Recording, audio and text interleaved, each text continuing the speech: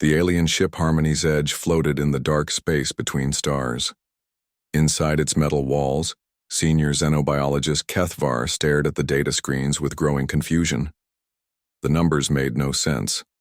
Nothing about the third planet from the yellow star called Sol should work.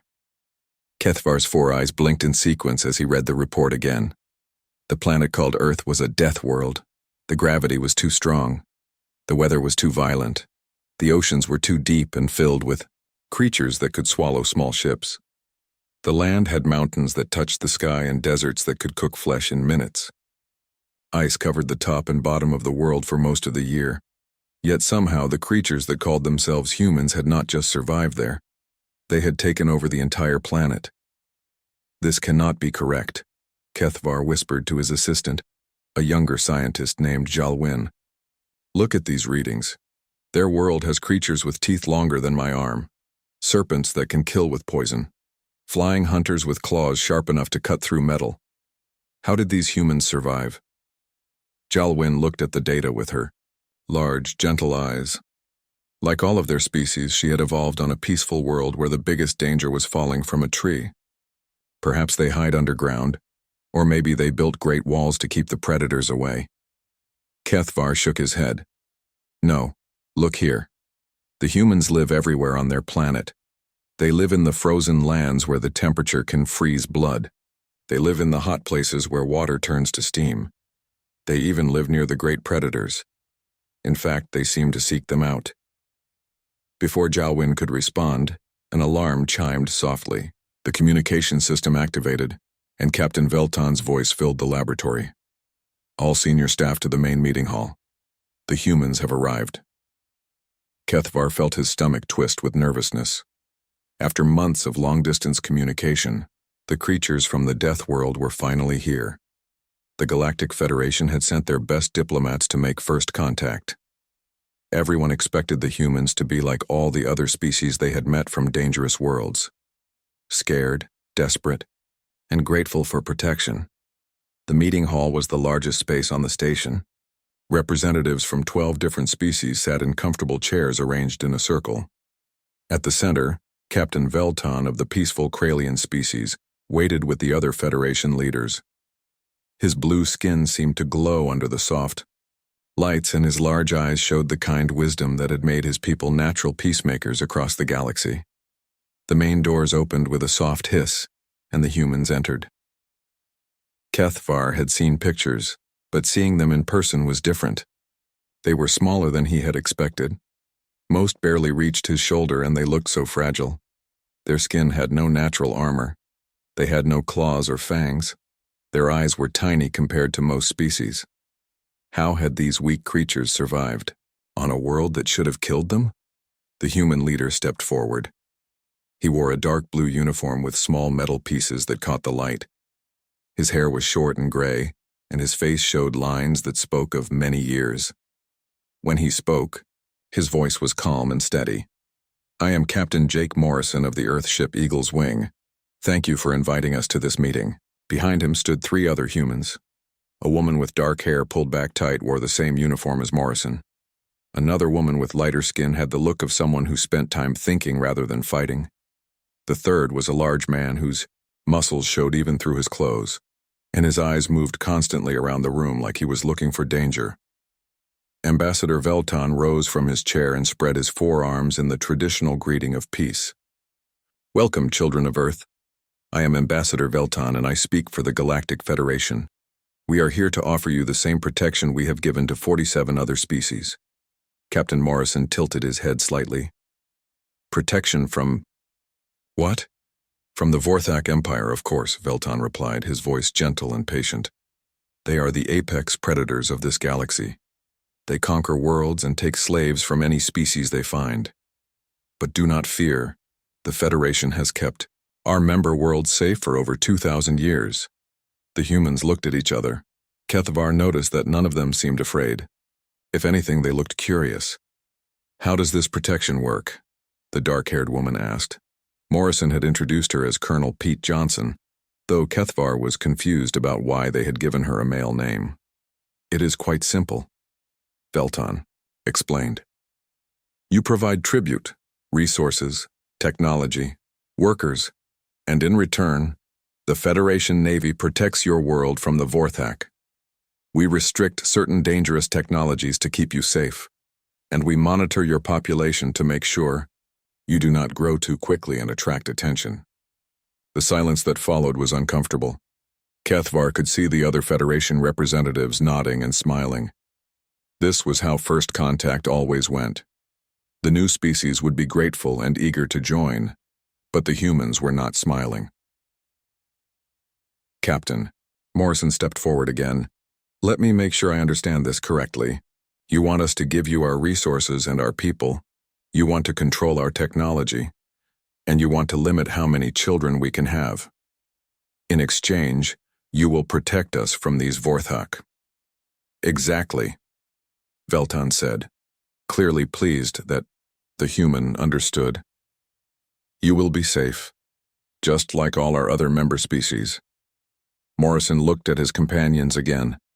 The large man's mouth twitched like he was trying not to smile. The woman with the thinking look shook her head slightly. Ambassador Veltan, Morrison said slowly, I appreciate your offer, but I think there has been a misunderstanding. Oh? Veltan's large eyes blinked in confusion. We did not come here looking for protection, Morrison said. His voice remained calm, but something in it made Kethvar's fur stand up on the back of his neck. We came to see if you needed any. The meeting hall fell completely silent. Kethvar could hear the soft hum of the air systems and the distant sound of the ship's engines. Every representative stared at the humans with expressions of complete shock. Veltan's mouth opened and closed several times before he could speak. I do not understand. You come from a death world. Surely you seek safety from the dangers of the galaxy. The woman Morrison had called Dr. Amy Rodriguez stepped forward. May I ask you something, Ambassador? On your world, do you have large predators? Yes, we have some, but we stay away from them, of course. We have large predators on Earth too, Rodriguez said with a small smile. We call them bears, lions, sharks, wolves. Do you know what we do with them? You hide from them? Yalwyn suggested quietly. No, Rodriguez said. We study them. We protect them. We make sure their populations stay healthy. Some of our people even work with them. We have something called wildlife management. We actually make sure the dangerous animals on our world continue to exist. The Federation representatives looked at each other with growing alarm. The concept was impossible to understand. Why would any species want to keep predators alive? Colonel Johnson spoke up. On Earth we have a saying, what doesn't kill you makes you stronger. Our world tried to kill us in every way possible. Ice ages, volcanic eruptions, floods, droughts, earthquakes, storms that could level cities. And yes, predators that hunted us. But you survived, Veltan said weakly. We did more than survive, Morrison said. We learned. We adapted. We became stronger. Every challenge our world threw at us, we found a way to not just overcome it, but to use it to our advantage. The large man, who had been introduced as Marine Sergeant Tony Blake, spoke for the first time. His voice was deep and rumbling. Ambassador, you mentioned these Vorthak. Tell me, how big are they? They are quite large, nearly 8 feet tall, with natural armor and claws that can cut through steel. They are the most feared warriors in the galaxy. Blake nodded thoughtfully. Sounds like a fair fight. Kethvar felt his blood turn cold. These humans were not prey-seeking protection. They were something else entirely, something the galaxy had never seen before. As the meeting continued, one thought kept running through his mind. What had Earth created? 3 weeks had passed since the strange meeting with the humans. The Federation station orbiting Kepler 442b had returned to its normal routine, but Kethvar could not stop thinking about what Captain Morrison had said. The humans remained on, the station as guests, learning about galactic civilization while sharing stories about their own world. The stories were disturbing. Dr. Rodriguez had casually mentioned that humans climbed mountains for fun, Not small hills, but massive peaks covered in ice and snow where the air was too thin to breathe. She said they did it because it was there. Colonel Johnson had described something called extreme sports, where humans threw themselves from great heights with only a piece of cloth to slow their fall. They called it skydiving and said it was relaxing. Most shocking of all, Sergeant Blake had explained that humans kept some of their world's predators as companions. He showed pictures of creatures called dogs, descendants of wolves that had learned to hunt alongside humans instead of hunting humans themselves. The idea made Kethvar's stomach turn. What kind of species made friends with their predators? The morning alarm chimed softly through the station, but before Kethvar could begin his daily work, emergency lights began flashing red. The communication system crackled to life with Captain Velton's voice, tight with fear. All personnel, to emergency stations. Vorthak War fleet detected approaching the system. This is not a drill. Kethvar's 4 hearts began beating faster. The Vorthak Empire had not been seen in this sector for over 50 years. Why were they here now? He hurried to the main observation deck where most of the station's population had gathered. Through the massive windows, he could see the approaching fleet. 12 massive ships, each one larger than the Federation station, moved through space like predators stalking prey. The lead ship was enormous, its hull covered in spikes and weapons that could destroy planets. Ambassador Velton stood at the center of the deck, his blue skin pale with terror. Around him, representatives from various species whispered prayers or made calls to their homeworlds. Everyone knew what Vorthak arrival meant. The humans stood together near one of the windows. They did not look afraid. Captain Morrison watched the approaching fleet with the same expression he might use to study an interesting puzzle. Dr. Rodriguez was taking notes on a small device. Colonel Johnson and Sergeant Blake were talking quietly, pointing at different ships and nodding. A communication request came through the station's main screen. The image that appeared made several aliens cry out in fear. Commander Zexthol of the Vorthak Empire filled the screen. He was massive, easily 8 feet tall with thick gray skin that looked like natural armor. His face was long and narrow, filled with sharp teeth. Small red eyes glowed with cruel intelligence.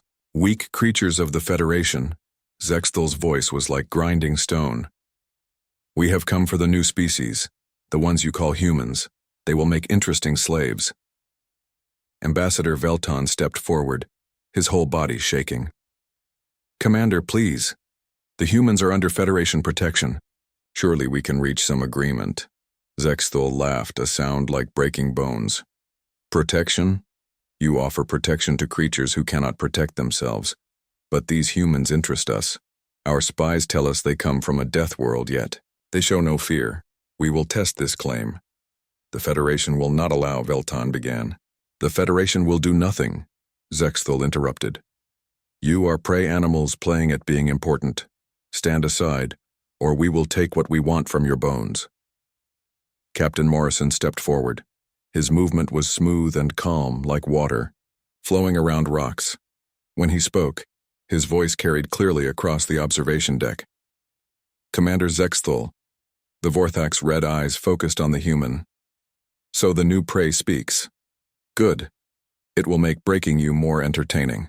I have a question, Morrison said. Do you know anything about Earth? Zexthel's long face twisted into what might have been a smile. A death world full of dangerous creatures. Yet somehow, weak little animals like you survived. Tell me, human, did you hide in caves? Did you build great walls? How did such pathetic creatures avoid being eaten? Morrison looked back at his companions. Sergeant Blake stepped forward. He was large for a human, but still much smaller than the Vorthak commander. When he spoke, his voice was conversational, almost friendly. We didn't avoid being eaten, Commander. We became something that eats the things that used to eat us. The observation deck fell silent. Even the Vorthak commander seemed confused by Blake's words. You speak in riddles, small one, Zexthel growled. Perhaps pain will teach you to speak more clearly. No riddles, Blake replied. Just facts. On Earth we have creatures called great white sharks, 20 feet long, thousands of pounds, teeth like knives. Perfect killing machines that ruled the oceans for millions of years. And you hid from these creatures? Zexthul asked mockingly. No, Blake said with a small smile. We hunted them. For sport. The silence stretched longer. Kethvar could see the confusion spreading across the Forthak commander's face. The concept was impossible to process. Prey did not hunt apex predators. Dr. Rodriguez stepped forward. Commander, may I share something interesting about human evolution? We didn't develop better claws or thicker skin or stronger muscles. We developed something much more dangerous. What could be more dangerous than natural weapons? Zexthul demanded. Creativity, Rodriguez replied. When a problem was too big to solve with strength, we found another way. When predators were too fast, we didn't get faster. We got smarter. We learned to work together. We learned to use tools. We learned to turn every environment into our ally. Colonel Johnson joined the conversation. Commander, you mentioned that your spies have been watching us. Did they tell you about our military history? Your species fights amongst itself. This shows weakness. Actually, it shows the opposite, Johnson said. For thousands of years, humans have been perfecting the art of warfare. Not just against animals, but against other humans who are just as smart, just as creative, and just as determined to survive. Do you know what that creates? Zexthul's red eyes narrowed. What? Professionals, Blake answered. The Vorthak commander's confusion was turning to anger. This was not how first contact with prey species was supposed to go. Enough talk. I challenge any human to single combat. When I crush your champion, your species will submit to the Empire. The Federation representatives looked at each other in horror. Single combat with a Vorthak warrior was suicide. The aliens began to step away from the humans, expecting them to refuse or beg for mercy. Instead, Sergeant Blake rolled his shoulders and cracked his knuckles. I accept, he said simply. Ambassador Velton rushed forward. Sergeant Blake, you cannot. He will kill you. Look at the size of him. Blake looked at the Vorthak commander on the screen, then back at Velton. Ambassador, with respect, size isn't everything. On Earth we have a creature called the honey badger. It weighs about 30 pounds, but it regularly fights and kills creatures 10 times its size, including some of our deadliest predators. How? Velton whispered. Because it doesn't know it's supposed to lose, Blake replied. And neither do I. Commander Zexthul's laugh filled the observation deck. Excellent. Your death will teach your species their place in the natural order. We will meet in 1 hour in your station's main arena. Come alone, little human, come and die. The screen went dark. The observation deck erupted in panicked conversations as various species began making emergency calls to their home worlds. Everyone knew they were about to witness a massacre. Everyone except the humans. Captain Morrison placed a hand on Blake's shoulder. You sure about this, Sergeant? Blake grinned, and for the first time since meeting the humans, Kethvar saw something. In a human's expression that made his blood run cold. It was not fear or desperation or even anger. It was anticipation, like a predator that had just spotted prey. Captain, Blake said, I've been fighting things that wanted to kill me since I was 18 years old. Some of them were human, which makes them a lot scarier than this overgrown lizard. Besides, someone needs to teach these Vorthak what Earth really produces. And what's that? Dr. Rodriguez asked, though she was smiling like she already knew the answer. Blake's grin widened. Monsters that hunt other monsters.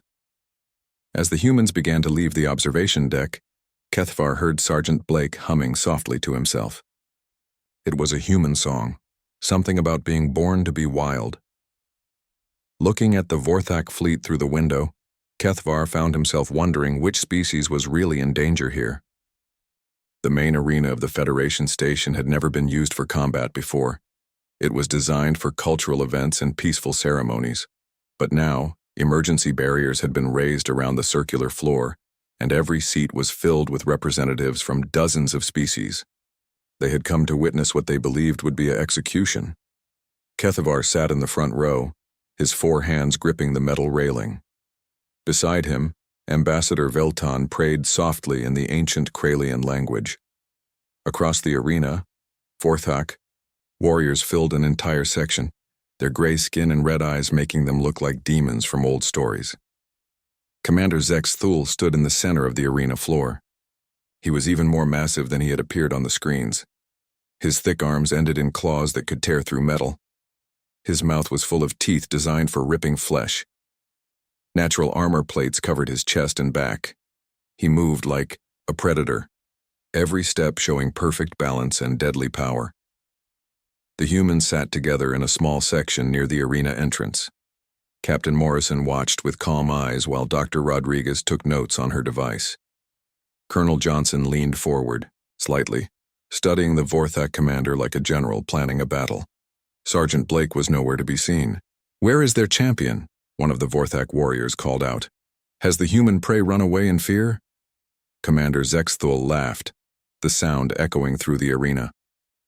"Perhaps they finally understand their place in the natural order. Smart, prey runs when it sees a predator."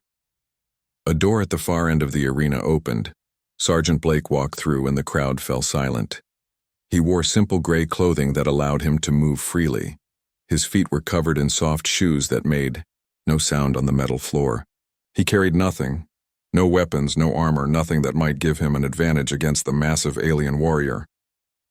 Blake looked small and fragile as he walked to the center of the arena. Next to Commander Zexthul, he seemed like a child facing a giant. The Vorthak commander was nearly twice his height and probably 4 times his weight. "So," Zexthul rumbled, "the little human comes to die after all. I'm almost disappointed. I expected more from a species that claims to come from a death world." Blake stopped a few feet away from the commander. He rolled his shoulders and stretched his neck, like an athlete preparing for exercise. When he spoke, his voice was conversational and relaxed. "Commander, before we start, can I ask you something? What could prey possibly have to ask a predator? How many different species have you fought in single combat?" Zexthul's chest swelled, with pride. "Hundreds. I have defeated warriors from every corner of the galaxy. I am the greatest fighter in the Vorthak Empire." Blake nodded thoughtfully. "That's impressive. Me? I've only fought one species in single combat." "Only one?" Zexthul laughed. "What pathetic creatures did you face?" Blake's expression never changed. "Other humans." The arena fell completely, silent. Even the Vorthak warriors stopped talking. "You see, Commander," Blake continued, "every other species you fought was prey. They developed to run away, to hide, to avoid conflict. But humans, we developed to fight other humans. Do you know what that means?" Zexthul's red eyes narrowed. "What?" "It means I've spent my entire adult life learning to fight creatures that are just as smart as I am, just as creative, and just as determined to win. Creatures that know all the same tricks I do, and who are trying to kill me just as hard as I'm trying to kill them." Blake began to circle slowly around the commander. His movement was smooth and fluid, like a dancer or a stalking cat. "Every human soldier has fought against opponents who can think, who can plan, who can adapt in the middle of a fight. We call it training. We do it for years before we ever see real combat." Commander Zexthul turned to follow Blake's movement, but the human was already moving again, staying just out of easy reach. "But you, Commander, you've only fought prey. Creatures that panic when confronted by a predator. Creatures whose first instinct is to run or hide or beg for mercy." Blake stopped moving and faced the commander directly. "Tell me, when was the last time something hunted you?" Zexthul roared and charged. His massive form moved faster than seemed possible, claws extended to tear the small human apart. Blake was no longer there. The human had dropped low and rolled to the side, letting the commander's momentum carry him past. As Zexthul stumbled to regain his balance, Blake was already moving again, staying just out of reach. "Too slow," Blake said quietly. The commander spun around, swinging his massive arm at Blake's head. The human ducked under the blow and stepped in close, driving his elbow into Zexthul's ribs. The strike hit between 2 armor plates and the commander grunted in surprise. Blake was already gone again, dancing back out of range before the Vorthak could retaliate. "You telegraph your attacks," Blake observed. "You're used to fighting creatures. that are already scared of you. They don't watch for openings. Zexthul charged again, this time swinging both arms in wide arcs to catch the human no matter which way he moved. But Blake didn't move to either side. Instead, he dropped flat and rolled forward, passing between the commander's legs. As he came up behind Zexthul, Blake jumped and wrapped his arm around the alien's thick neck. The commander reached back to grab him, but Blake was already gone, having used the Vorthak's own body as a springboard to launch himself away. "You're strong," Blake said, breathing only slightly harder than before. "But strength without speed is just weight." The crowd watched in stunned silence as the pattern repeated. The massive Vorthak warrior would attack with crushing force, and the small human would simply not be there. Blake moved like water, flowing around the commander's strikes and landing quick, precise blows whenever an opening appeared. Zexthul was getting tired. His attacks were becoming wilder, less controlled. Sweat ran down his gray skin and his breathing was labored. Blake, meanwhile, seemed to be just getting warmed up. "The problem with being apex predators," Blake said as he avoided another desperate swing, "is that you never learn to conserve energy.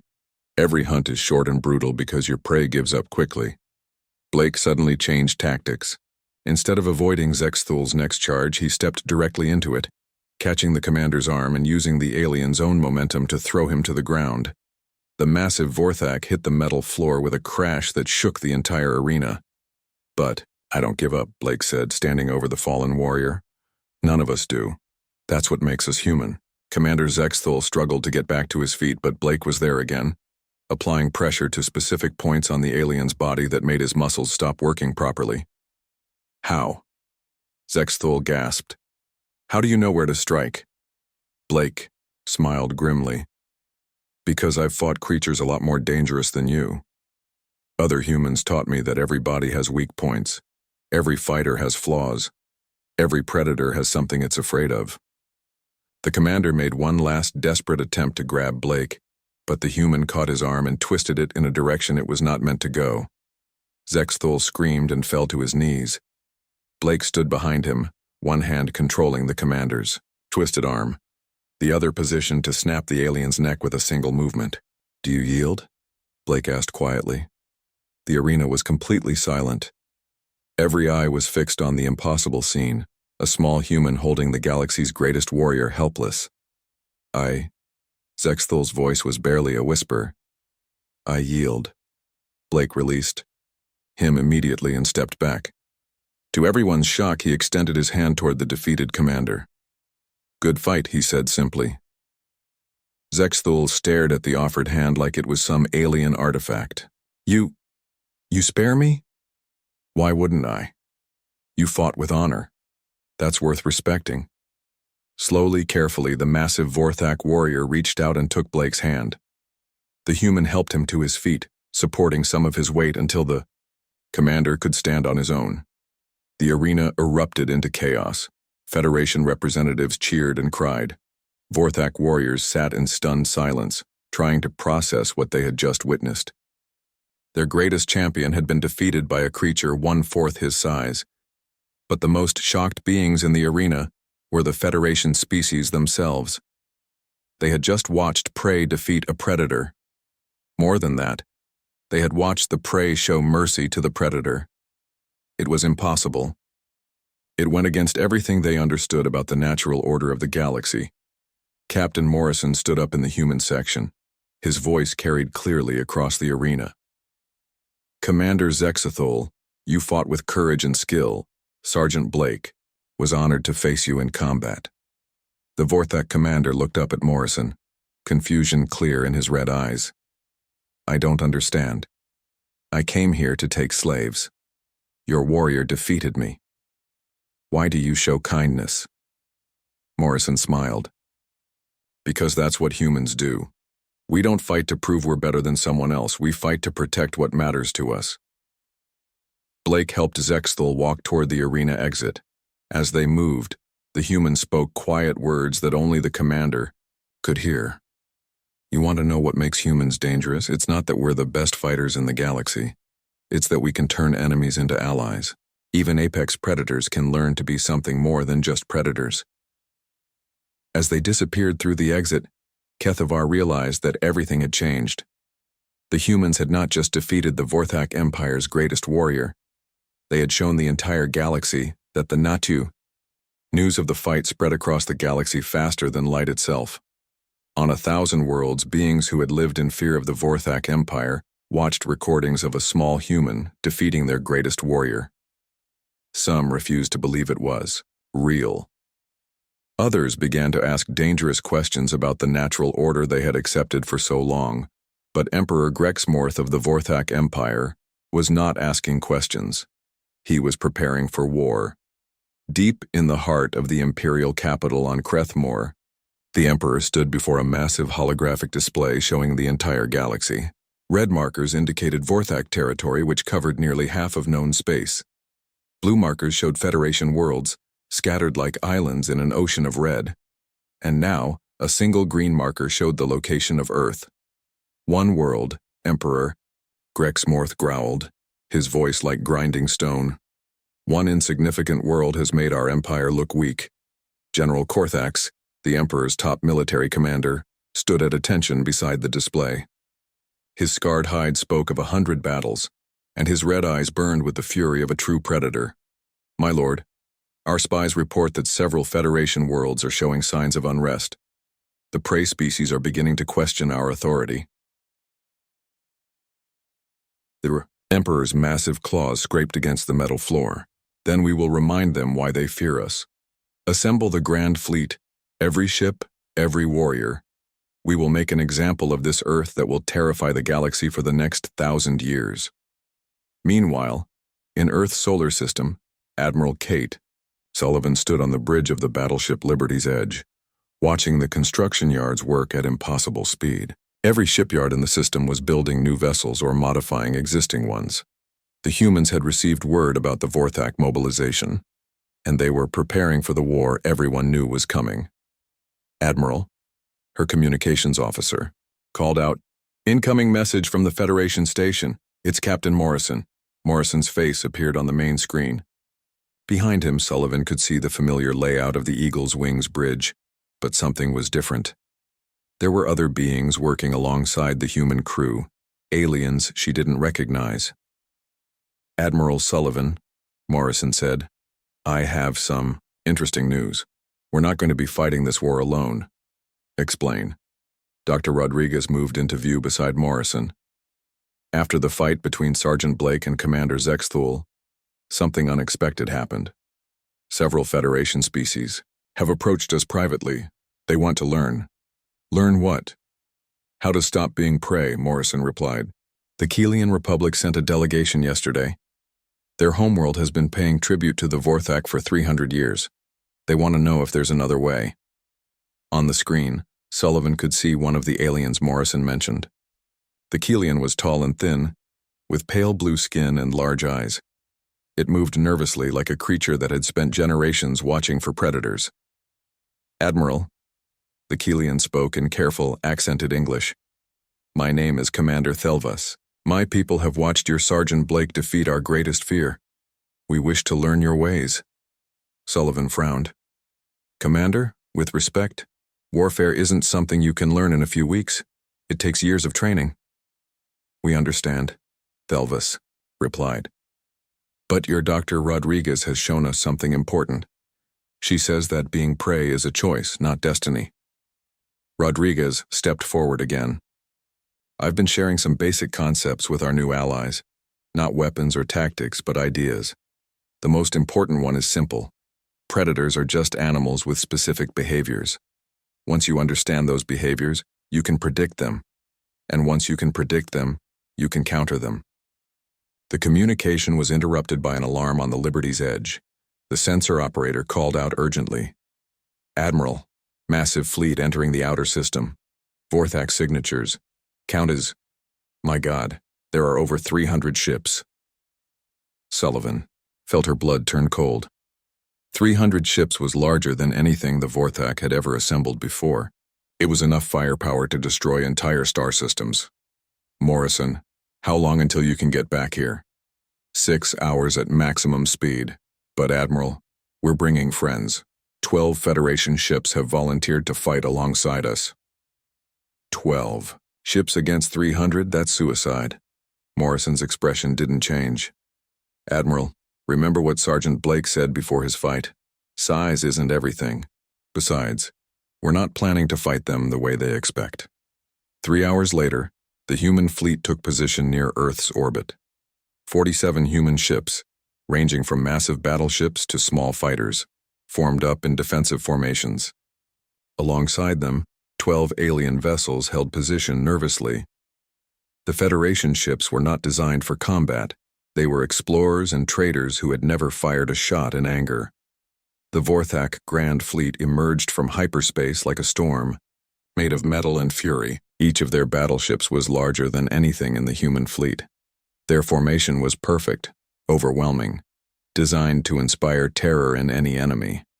Emperor Grexmorth's image appeared on every screen in the human fleet. His massive form filled the display, red eyes blazing with murderous intent. Creatures of Earth, his voice boomed across space. You have embarrassed my empire for the last time. Surrender now, and we will make your deaths quick. Resist, and we will burn your world to ash. Admiral Sullivan stepped forward on her bridge. When she replied, her voice was calm and steady. Emperor Grexamorth, I am Admiral Kate Sullivan of the Earth Defense Force. We have received your message, and we decline. The Emperor's roar of rage echoed across the communication channel. Then you will all die. General Korthax, begin the attack. The Vorthak fleet began moving forward in a massive wall of ships, their formation designed to overwhelm any defense through sheer firepower. It was a tactic that had worked against every enemy they had ever faced. But humans were not like every other enemy. All ships, Sullivan commanded, execute Wolfpack protocol.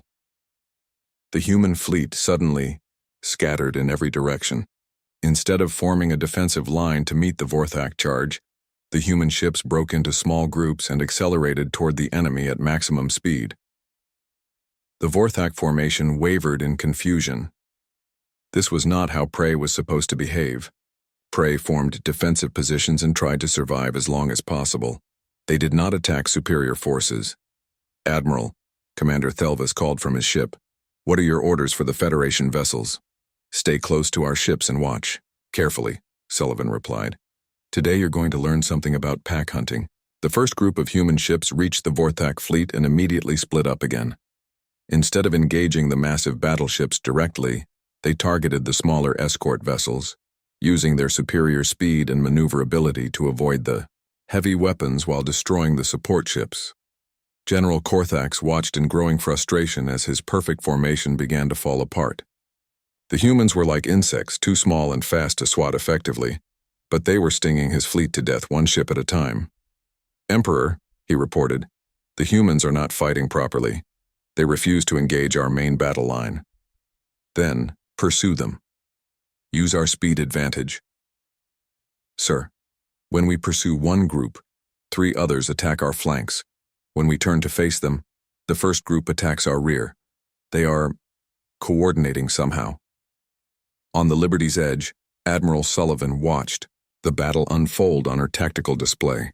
Each group of human ships was acting independently, but they were all following the same basic strategy: stay mobile, hit weak points, and never give the enemy a chance to bring their superior firepower to bear. It's like watching a pack of wolves bring down a mammoth, she murmured. Beside her, Colonel Johnson nodded. Exactly. One wolf can't fight a mammoth, but 20 wolves working together can exhaust it, confuse it, and eventually bring it down.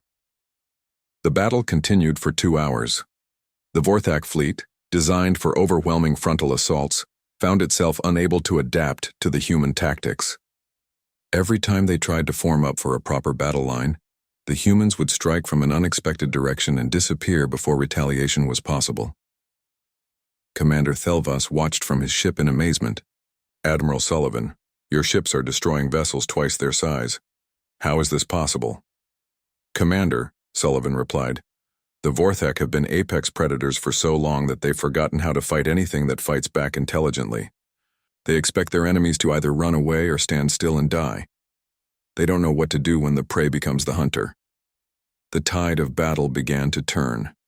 The Vorthak fleet, despite its overwhelming size advantage, was losing ships faster than it could destroy the human vessels. More importantly, the coordination of their attacks was breaking down as individual commanders began to panic.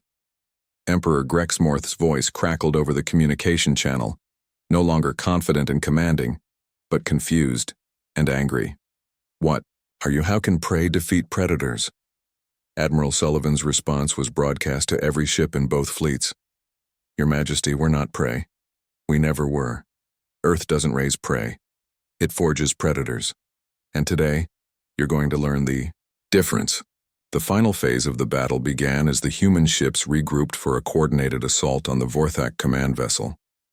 But this time, they were not alone. The Federation ships, inspired by what they had witnessed, began following the human ships into battle. For the first time in galactic history, Emperor Grexmorth stood on the bridge of his flagship, watching his grand fleet fall apart around him.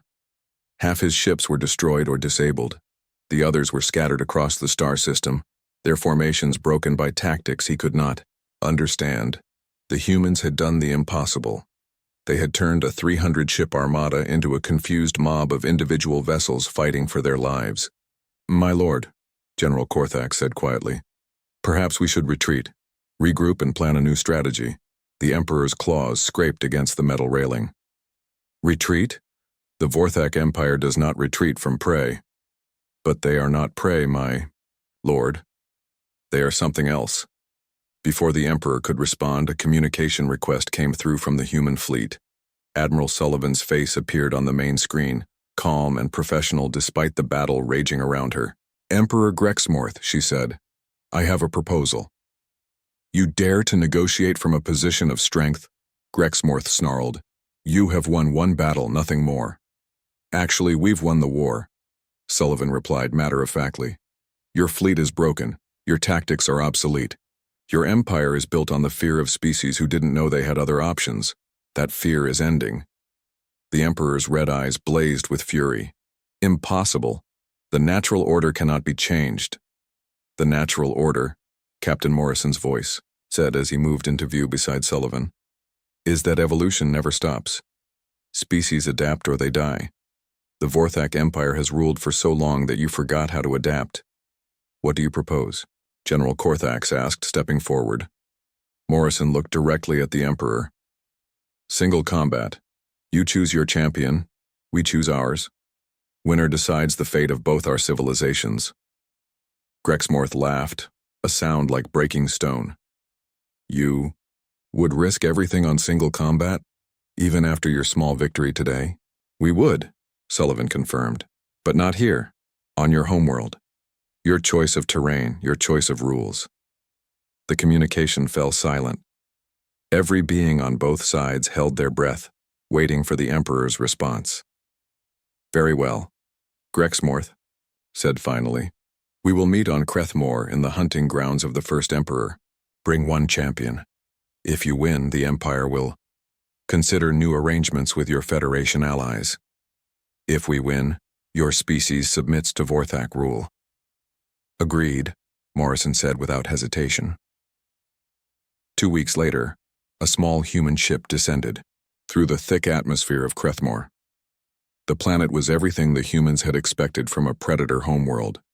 Dense jungles filled with creatures that could kill without warning, mountain ranges sharp enough to cut flesh, and swamps that bubbled with toxic gases.